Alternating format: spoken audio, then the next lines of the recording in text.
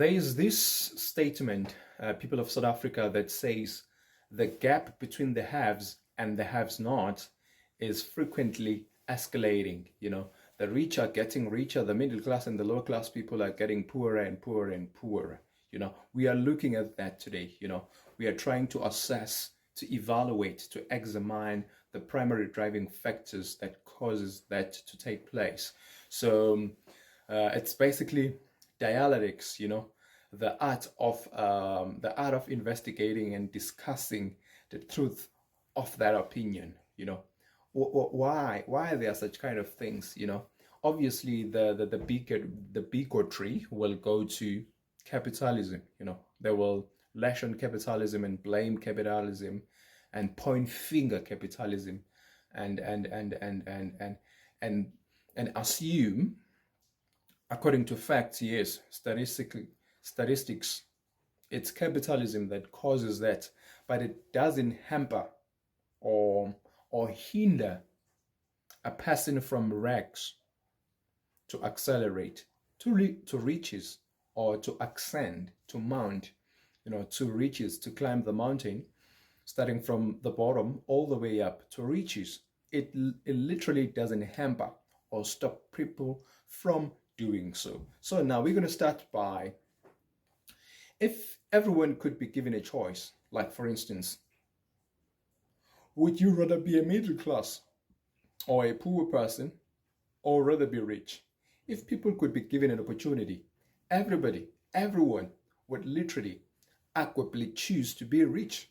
But when it comes to work their battles, trying to accumulate, to amass that amount of wealth that they endeavor to have as to become rich, I think it's either they perplex to find proper ways, to attain, to amass wealth, or either they're being restricted or they're being prohibited by the manner in which they think, they look at things, their perception, and the beliefs, as well as the prowess, which is their skills and ability, to amass, to accumulate, to create wealth, because it is the subject that hasn't been taught even in school ever since the dawn of time, ever since the genesis of time, because the agenda was to maintain people being poor.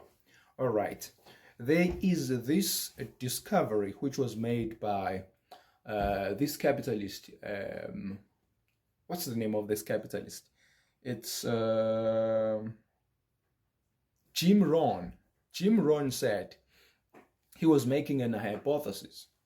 He made this statement that if you can gather money all in the world, let's assume that you have access to take wherever sort of possession and assets and wealth that is in the palm of the hand of the people. Take all of this wealth, gather it in your house, right? Take all the money in this world, gather it, pack it equally, and then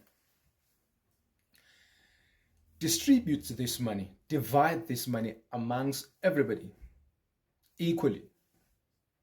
You know what's going to happen? He said the money will return back to the very same hands, because becoming rich, it's a principle. There are protocols, there are precepts, there are conduct, there are principles. Getting rich, it is a science. It doesn't happen by incident or by luck. Even when that luck, this is how I define luck. Luck is when preparation meets up with an opportunity, then it becomes luck. When you prepared and the opportunity avails itself while you are prepared, what's going to happen? It's a luck.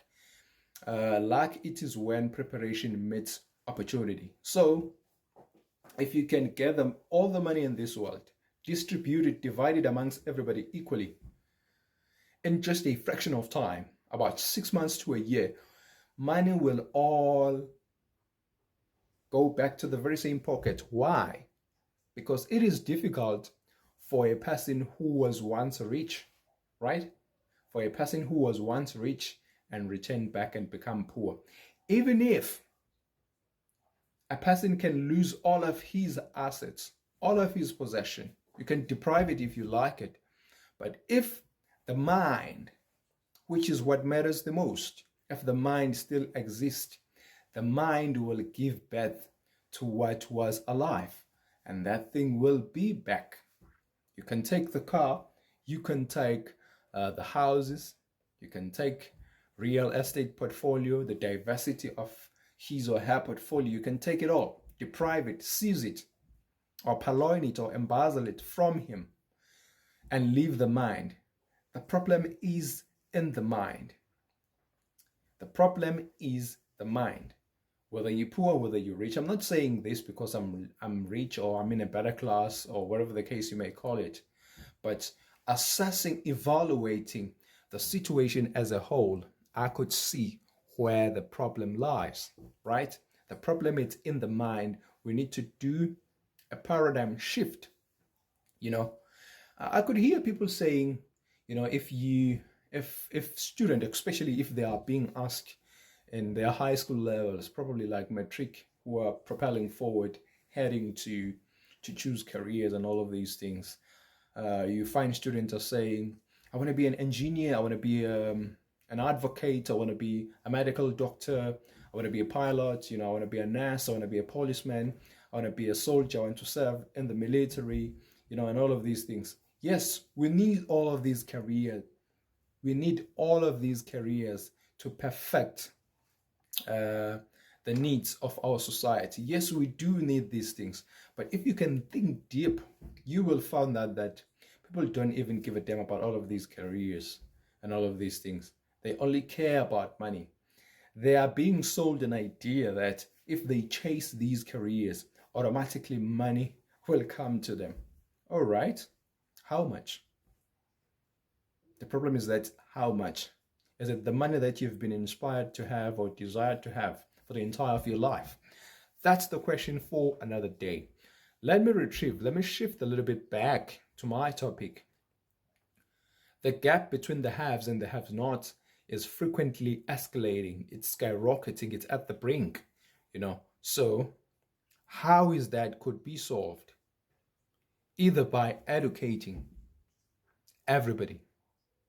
Now we are privileged at this particular moment, we can connect to anywhere to the world through TikTok, Facebook, Instagram, and what's on and so forth. You can learn about wealth creation. You can learn about business startups. You can learn about the hiccups.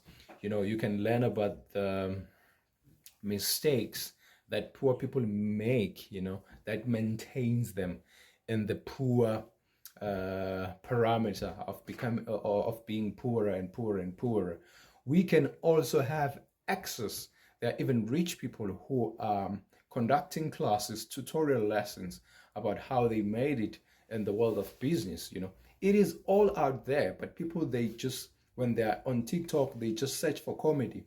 They search for these coquettish, amorous women that all over social media. They watch all of those things, which is senseless.